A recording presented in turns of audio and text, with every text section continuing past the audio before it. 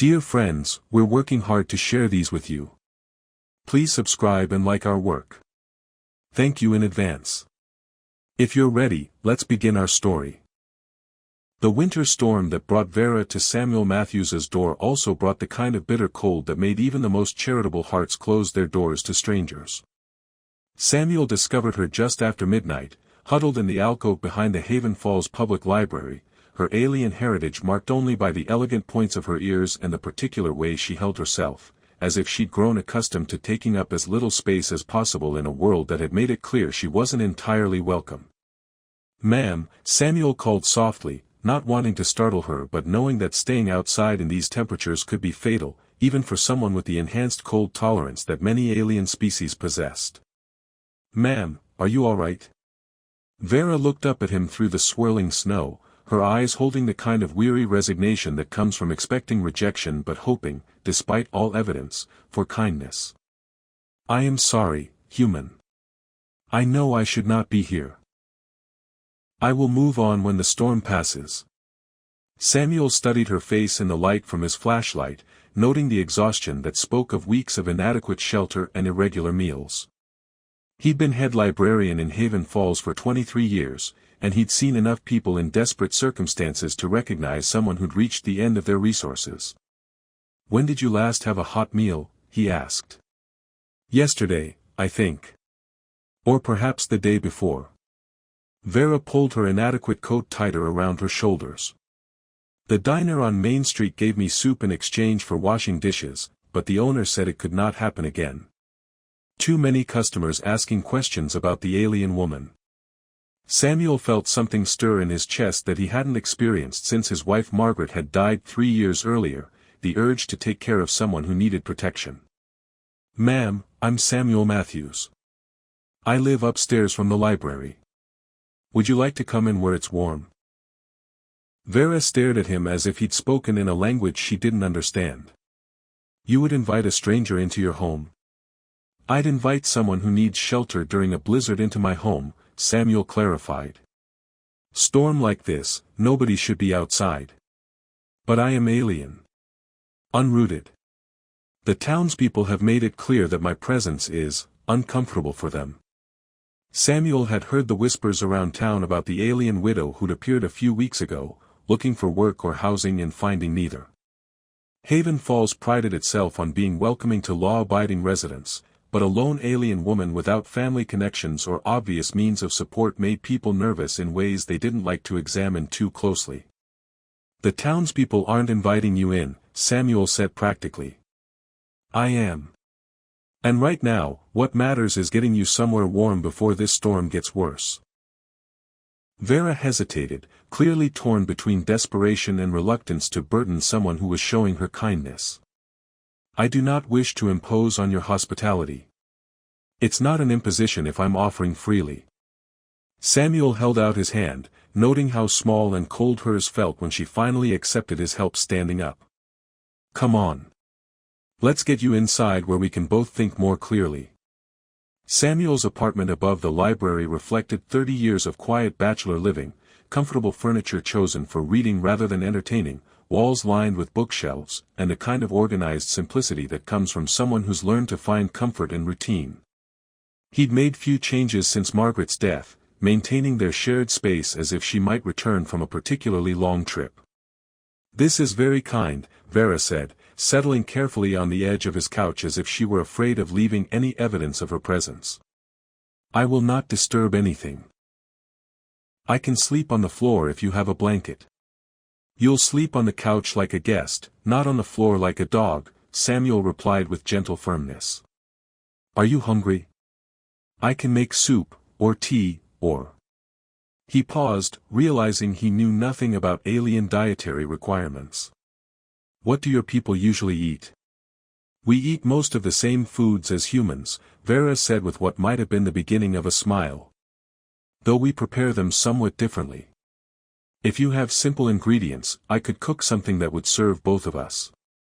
Samuel's kitchen had been designed for someone who viewed cooking as fuel rather than art, basic ingredients, minimal spices, efficiency over creativity.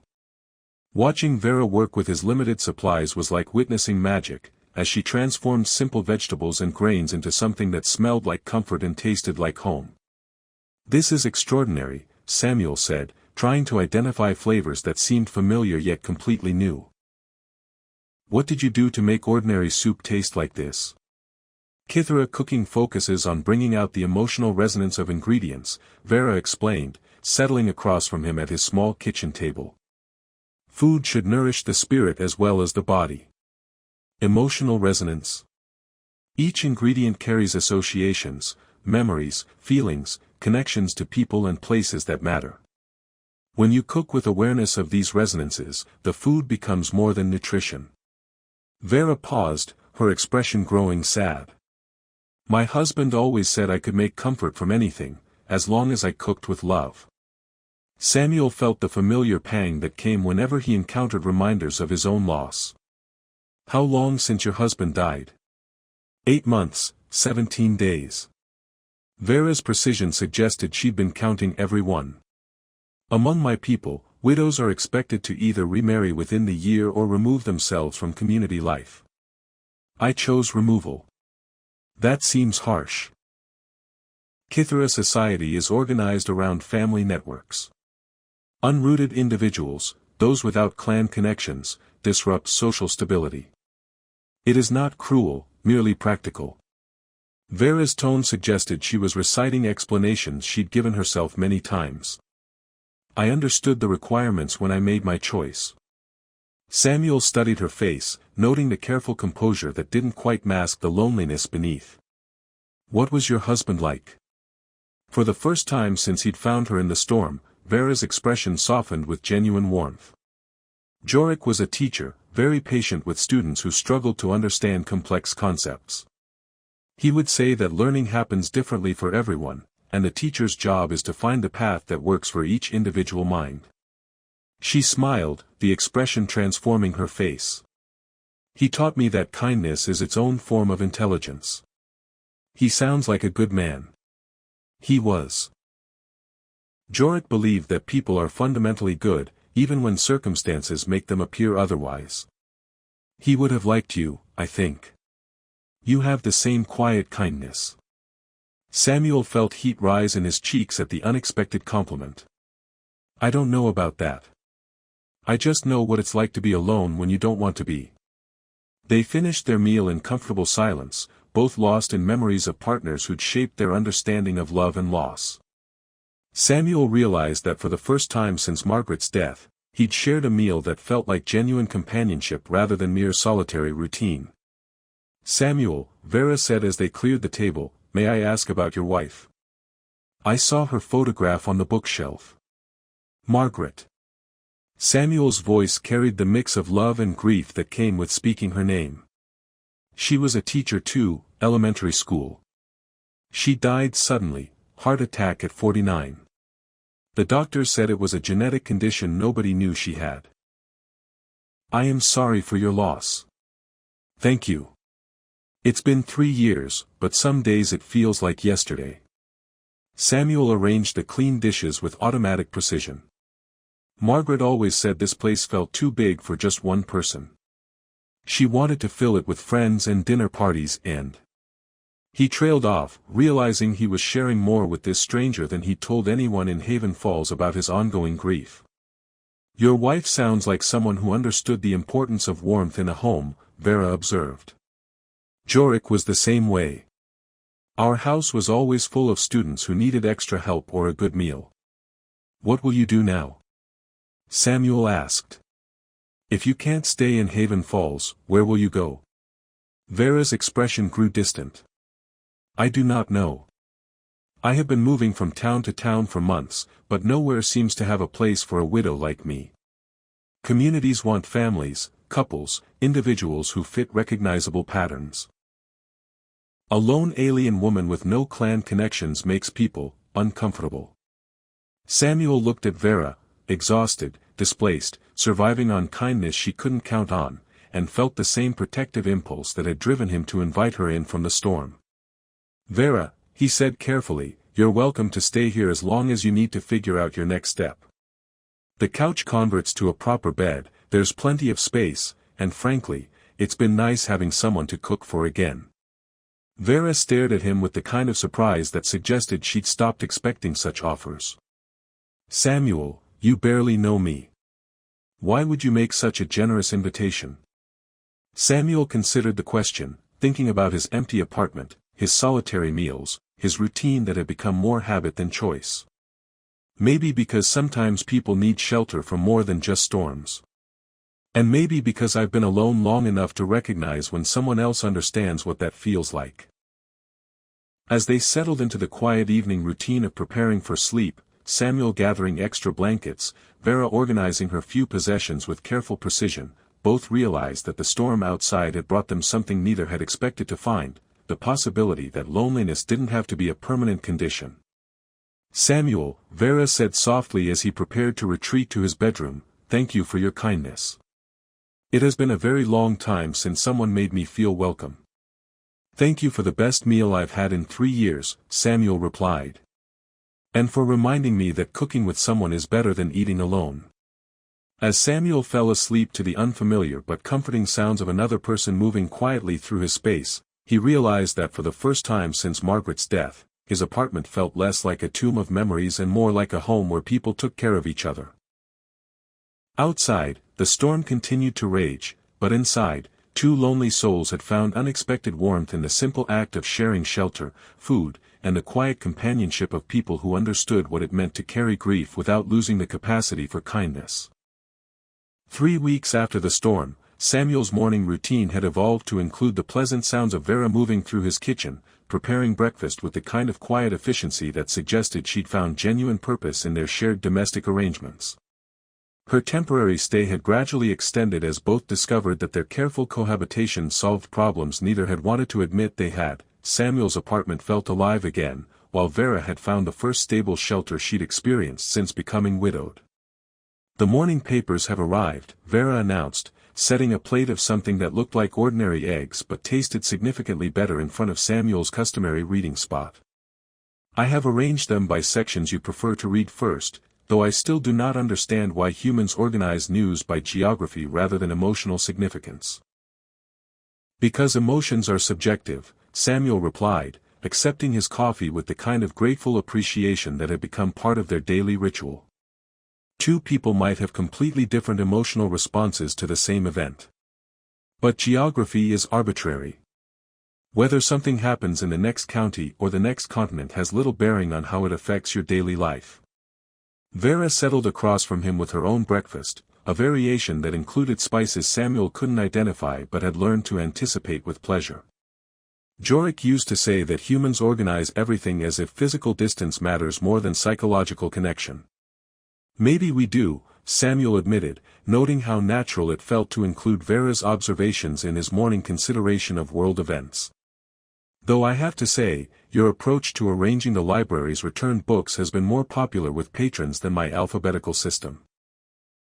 Vera had begun helping with library duties almost accidentally, but her intuitive understanding of why people chose certain books had proven remarkably valuable for organizing collections in ways that helped patrons discover exactly what they needed, even when they didn't know what they were looking for. Books arranged by emotional resonance help people find stories that match their current needs, Vera explained. Someone dealing with loss needs different literature than someone celebrating new love, regardless of alphabetical proximity. The Henderson family mentioned that you recommended the perfect grief counseling resources after their grandfather passed last week. Mrs. Henderson's sadness had specific qualities, loving grief for someone who lived fully, not bitter grief for opportunities lost. The books I suggested addressed that particular emotional experience. Vera paused in her breakfast preparation. Samuel, may I ask you something personal? Of course. When people in town speak to you about my presence here, what do they say? Samuel set down his coffee, noting the careful neutrality in Vera's voice that suggested this question had been building for days.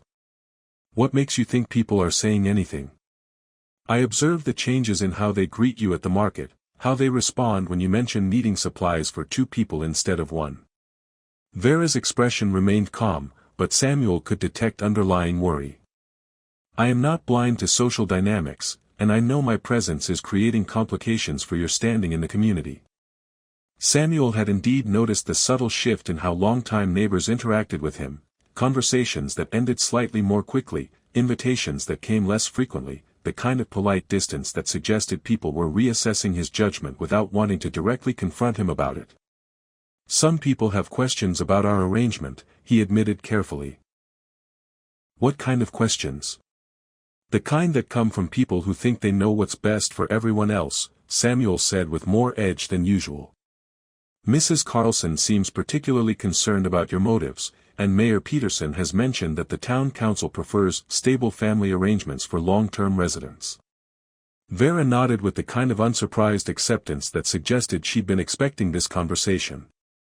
I should leave before my presence damages your reputation further.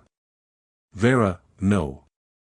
The immediacy of Samuel's response surprised both of them.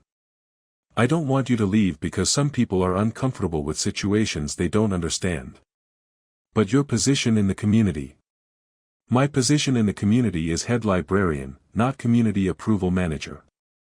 Samuel realized he felt more strongly about this than he'd expected. If people have problems with me offering shelter to someone who needed it, that says more about them than it does about us. Vera studied his face with the kind of careful attention she usually reserved for organizing books by emotional resonance. Samuel, you have been alone for 3 years. This is the first time since your wife died that you have had daily companionship. Are you certain your desire for me to stay is based on genuine friendship rather than simply, not wanting to be alone again? The directness of her question made Samuel pause in his automatic defensive response. Vera's insight into human emotional patterns was one of the things he'd come to value most about their conversations. She asked questions that required honest self-examination rather than comfortable assumptions. I don't know, he said finally. Maybe it started as not wanting to be alone. But Vera, having you here has made me realize how much of my life I've been going through from habit rather than actual choice. Meals taste better when I'm sharing them with someone who appreciates food. Books are more interesting when I can discuss them with someone who has different perspectives. Even routine tasks like grocery shopping are more pleasant when they're done with consideration for someone else's preferences.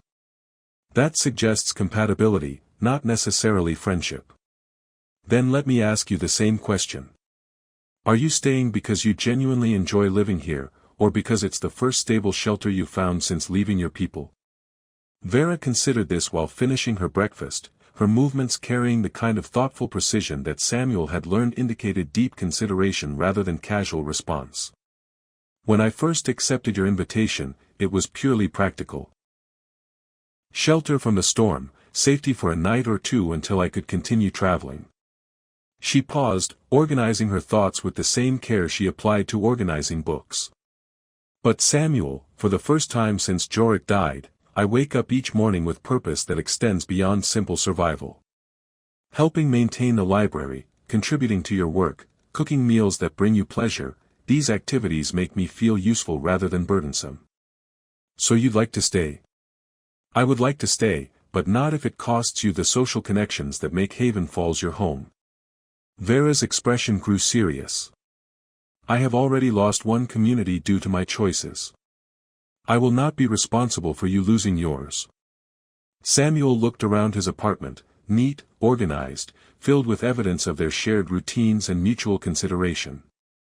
For the first time since Margaret's death, his space felt like a home where people took care of each other rather than a memorial to lost possibilities.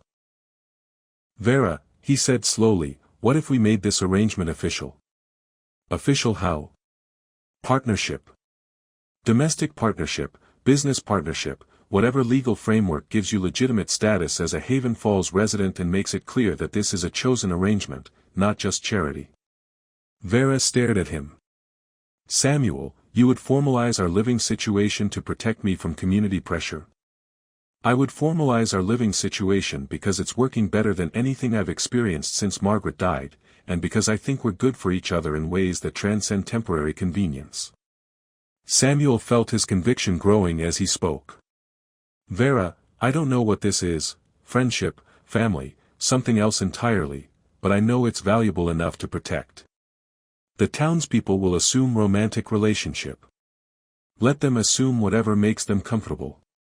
We know what this actually is. Vera was quiet for several minutes, her expression cycling through considerations that Samuel could only guess at. When she finally spoke, her voice carried new warmth. Samuel, if you are certain this is what you want, I would be honored to be your official partner in whatever form provides us both the most stable foundation for continuing this, whatever this is. Partnership it is, then. Samuel felt relief and anticipation in equal measure. Though I should probably warn you that making it official means you'll have to deal with paperwork, community events, and Mrs. Carlson's attempts to organize your social life. After 8 months of homelessness and 3 years of widowhood, Mrs. Carlson's social expectations seem manageable, Vera replied with the first genuinely amused expression Samuel had seen from her. As they began planning the practical steps for formalizing their partnership, both realized that they'd moved beyond temporary arrangement into something that resembled the kind of chosen family that forms when compatible people decide to take care of each other regardless of conventional expectations. Vera, Samuel said as they cleared breakfast dishes with the kind of coordinated efficiency that had developed over weeks of shared domesticity, I think Margaret would have liked you. She always said the best relationships are built on people making each other's lives better just by being themselves. Jorik would have approved of you as well, Vera replied. He believed that kindness multiplies when it's shared between people who understand it. 3 weeks after the storm, Samuel's morning routine had evolved to include the pleasant sounds of Vera moving through his kitchen, preparing breakfast with the kind of quiet efficiency that suggested she'd found genuine purpose in their shared domestic arrangements. Her temporary stay had gradually extended as both discovered that their careful cohabitation solved problems neither had wanted to admit they had. Samuel's apartment felt alive again, while Vera had found the first stable shelter she'd experienced since becoming widowed. The morning papers have arrived, Vera announced, setting a plate of something that looked like ordinary eggs but tasted significantly better in front of Samuel's customary reading spot. I have arranged them by sections. The surprise visit from Samuel's daughter Lisa arrived on a Tuesday morning, just as Samuel and Vera had settled into their comfortable routine of shared breakfast and quiet discussion of the day's plans. The knock on the door carried the particular urgency that suggested someone who'd driven through the night and had been rehearsing difficult conversations during the entire trip. "Dad?" Lisa's voice through the door held the kind of forced cheer that Samuel recognized as his daughter preparing for confrontation while hoping to avoid it. "I was in the area and thought I'd surprise you." Samuel exchanged glances with Vera, who immediately began clearing away evidence of their shared meal with the practiced efficiency of someone accustomed to making her presence less obvious when circumstances required. "Lisa, what a pleasant surprise," Samuel said, opening the door to find his daughter looking exactly as he'd expected. Travel-worn, determinedly pleasant, and carrying the kind of overnight bag that suggested she'd planned to stay long enough to resolve whatever had brought her to Haven Falls unannounced. Lisa's eyes immediately found Vera, who was standing by the kitchen window in a pose that somehow managed to be both welcoming and unobtrusive. "Dad, I hope I'm not interrupting anything." "Not at all. Lisa, this is Vera." "Vera, this is my daughter Lisa." "Ms. Lisa," Vera said with formal politeness, "Samuel has spoken of you often. You are the biochemist in Portland, yes? Working on sustainable agriculture applications?" Lisa's expression shifted slightly as she processed Vera's knowledge of her career and personal details. "Yes, I am. Dad's told you about my work. Samuel is very proud of your achievements. He says you are developing methods to help farmers improve crop yields without environmental damage." Samuel watched the interaction with growing tension, noting how Lisa was assessing Vera with the kind of careful attention she usually reserved for experimental data. His daughter had inherited Margaret's protective instincts and her own analytical nature, which made her formidable when she suspected someone might be taking advantage of her father. "Vera has been staying here for about a month," Samuel explained, hoping to establish context before Lisa's imagination filled in details that might be worse than reality. "She was caught in that big storm in February and needed shelter." "A month?" Lisa's tone remained carefully neutral. "That must have been quite a storm." "It was," Vera replied simply. And Samuel's kindness extended far beyond what the weather required. Over the next few hours, Samuel watched his daughter conduct what amounted to a polite interrogation, designed to assess Vera's character, motivations, and long-term intentions. Lisa's questions were respectful but thorough, covering everything from Vera's background and current legal status to her future plans and her understanding of Samuel's situation as a recent widower. Vera answered each question with honest directness, neither defensive nor overly accommodating, demonstrating the kind of quiet dignity that Samuel had come to associate with her approach to difficult situations. She spoke about her husband's death, her exile from Kithra society, her months of displacement, and her genuine appreciation for Samuel's friendship without either self-pity or excessive gratitude. "Ms. Lisa," Vera said during a lull in the conversation, "may I ask what concerns you most about my presence in your father's life?" Lisa paused, clearly not expecting such directness. "I suppose I'm worried that Dad might be vulnerable to someone who could take advantage of his generous nature." "You believe I am taking advantage of his generosity?" "I don't know you well enough to believe anything yet," Lisa replied with characteristic honesty. "But Dad has been grieving for 3 years, and this is the first major change in his routine since Mom died. That timing makes me cautious." Samuel felt his protective instincts toward Vera collide with his understanding of Lisa's concerns. "Lisa, Vera isn't taking advantage of anything. We've developed a partnership that benefits both of us." "Partnership?" Lisa's tone sharpened slightly. "Dad, what exactly is the nature of this partnership?" Samuel looked at Vera, who nodded encouragingly, then back at his daughter. "Vera helps with library operations, contributes to household management, and provides the kind of companionship that's made my life significantly more pleasant. In return, she has stable housing and the legal protection of domestic partnership status." "Domestic partnership?" Lisa stared at both of them. "Dad, are you and Vera married?" "No." "Romantically involved?" "No." "Partners in the sense of people who've chosen to take care of each other?" "Yes."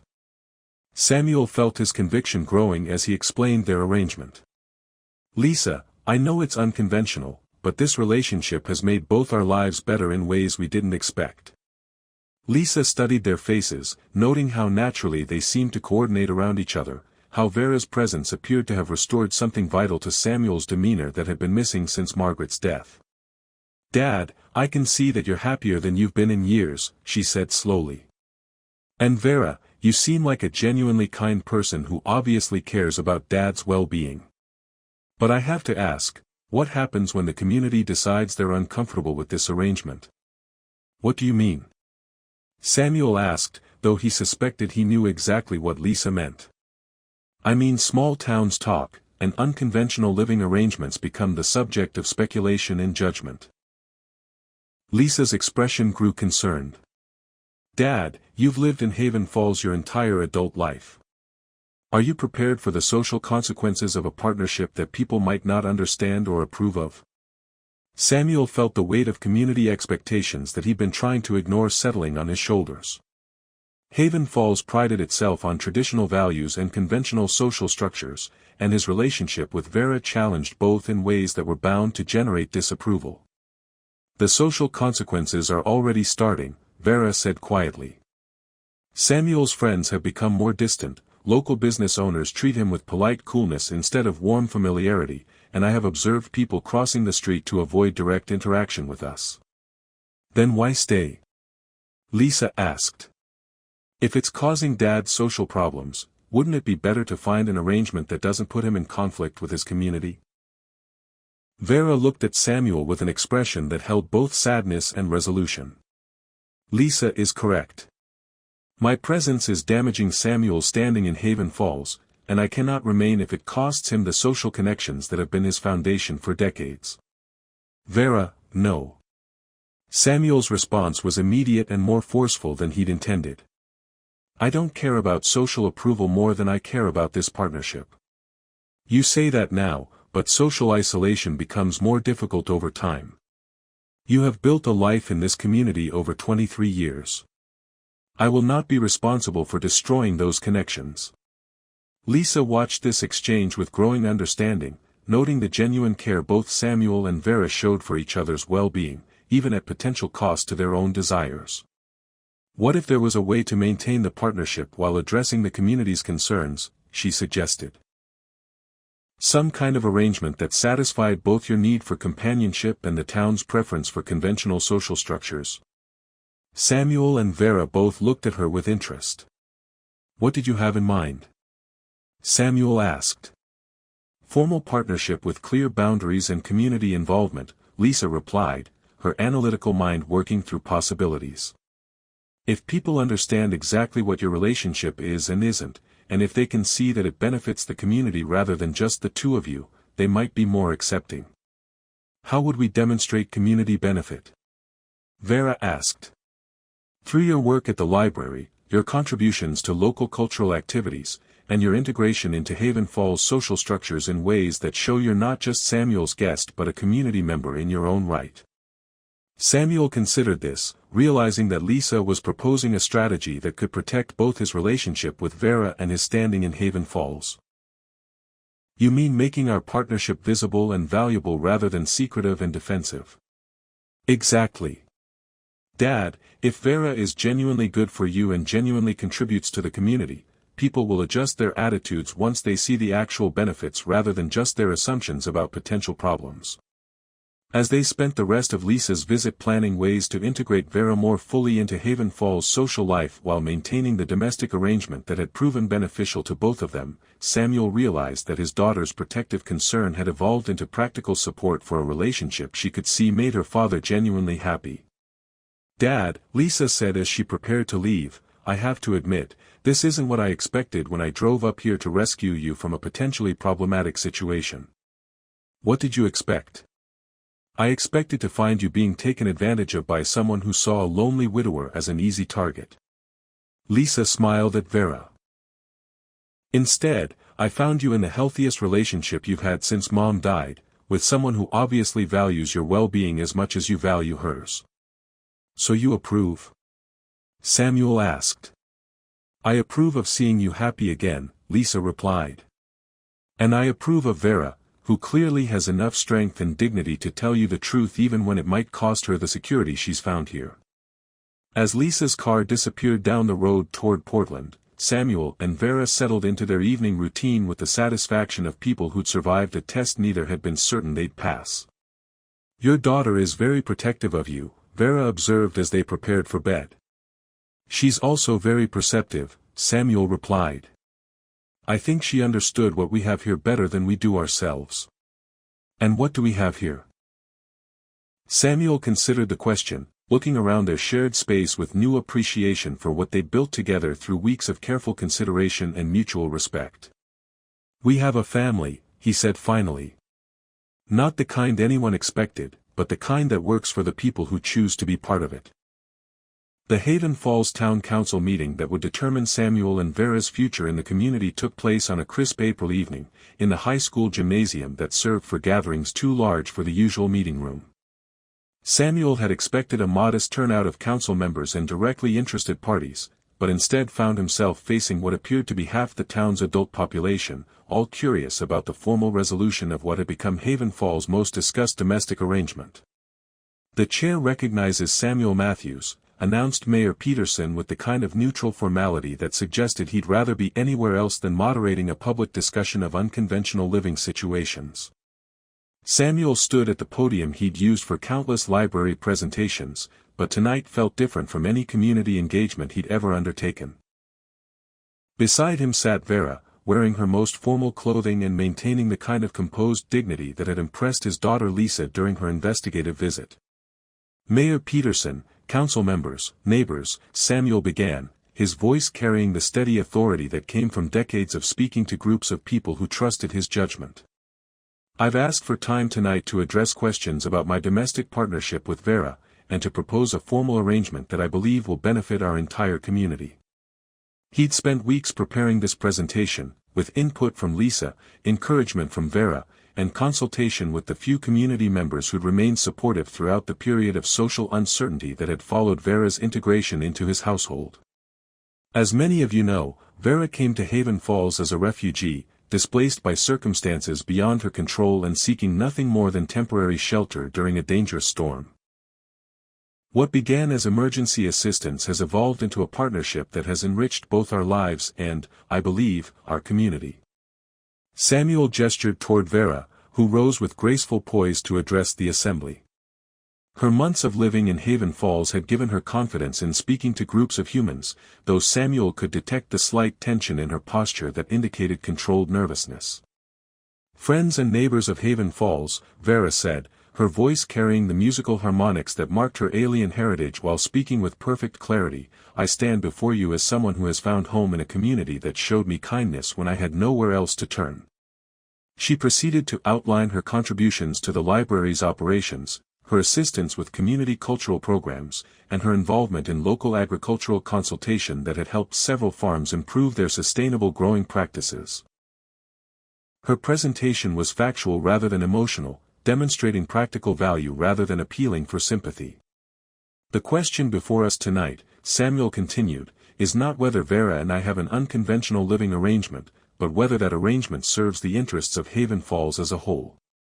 He pulled out documentation that had required weeks of careful preparation, statistics showing improved library patron satisfaction since Vera had begun organizing collections by emotional resonance, testimonials from families who'd benefited from her counseling recommendations, and economic projections demonstrating the value of her agricultural consulting work. "Samuel," interrupted Mrs. Carlson from the third row, her voice carrying the kind of polite skepticism that had made her Haven Falls unofficial guardian of social propriety for 3 decades. "While we all appreciate Vera's contributions, many of us remain concerned about the precedent this arrangement sets for our community's family values." "What precedent are you concerned about, Mrs. Carlson?" "The precedent of irregular domestic partnerships replacing traditional family structures," she replied, clearly uncomfortable with having to articulate objections that sounded less reasonable when spoken aloud than when discussed in private conversations. Vera stood again, her expression respectful but confident. "Mrs. Carlson, may I ask what you consider the essential characteristics of healthy family structures?" "Well, mutual support, shared responsibilities, commitment to each other's well-being, contribution to community stability." Mrs. Carlson paused, apparently realizing where this line of questioning was leading. "Those are exactly the characteristics that define my partnership with Samuel," Vera replied gently. "We provide mutual support, share domestic responsibilities, maintain commitment to each other's well-being, and work together to contribute to Haven Falls stability. The fact that our family structure developed through choice rather than traditional courtship does not diminish its fundamental qualities." Samuel felt pride in Vera's response, noting how she'd managed to address Mrs. Carlson's concerns while demonstrating that their relationship embodied the values Haven Falls claimed to prioritize. "The truth is," Samuel continued, "Vera and I represent something that's becoming increasingly common as our society evolves: chosen family structures that serve the same functions as traditional families but develop through different paths. We're not asking Haven Falls to abandon its values, but to recognize that those values can be expressed through various kinds of committed partnerships." Dr. Williams, who served on the council and had worked with Vera on several community health initiatives, stood to address the assembly. "I've observed Samuel and Vera's partnership over the past several months, both professionally and personally. Their relationship demonstrates the kind of mutual respect, practical cooperation, and community engagement that we hope to see in all our residents, regardless of how their families are structured." The discussion that followed revealed the community's genuine struggle between attachment to familiar social patterns and recognition that Samuel and Vera's partnership was producing positive results for everyone involved. Several residents spoke about how Vera's work had benefited their families, while others expressed continued discomfort with arrangements that challenged their understanding of appropriate domestic relationships. Mayor Peterson, recognizing that public debate was unlikely to resolve fundamental philosophical differences, called for the council's formal decision. "The question before us is whether to grant Vera permanent resident status as Samuel's domestic partner, with all the rights and responsibilities that entails for community membership." The council voted 4-1 in favor, with only Mrs. Hartwell dissenting based on what she called insufficient precedent for non-traditional family recognition.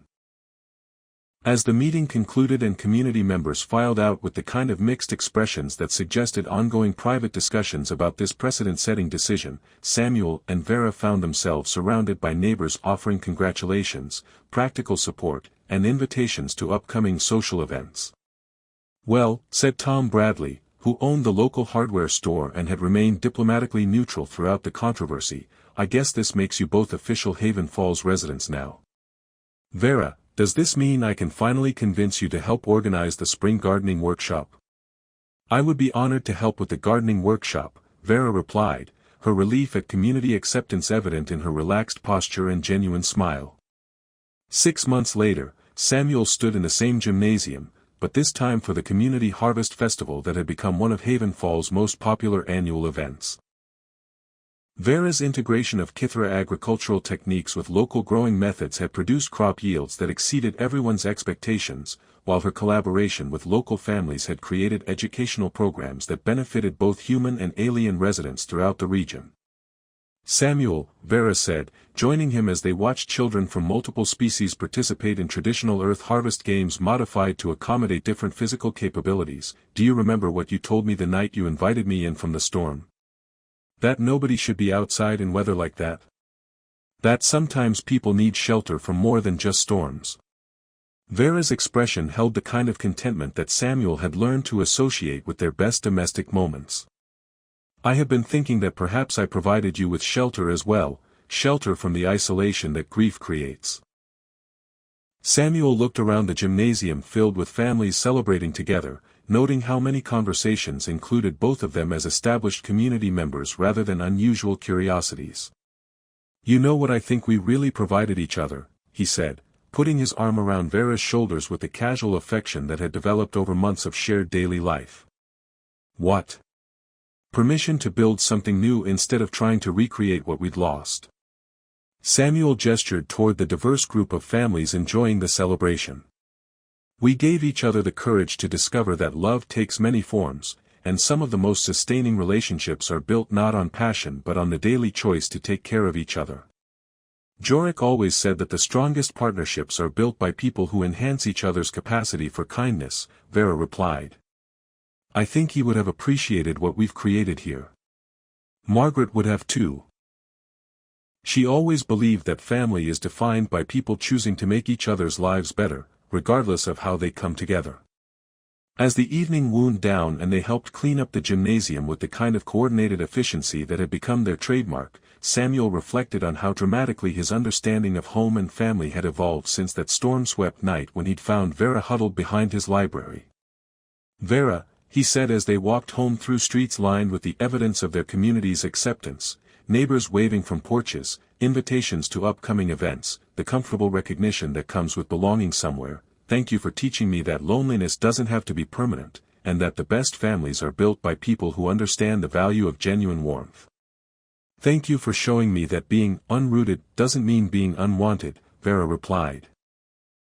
"And for proving that sometimes the most important thing one person can give another is simply the gift of being genuinely welcome in their life."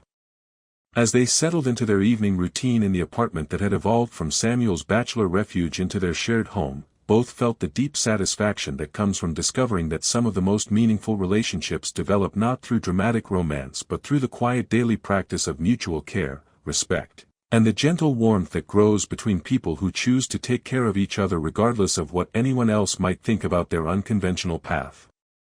To family.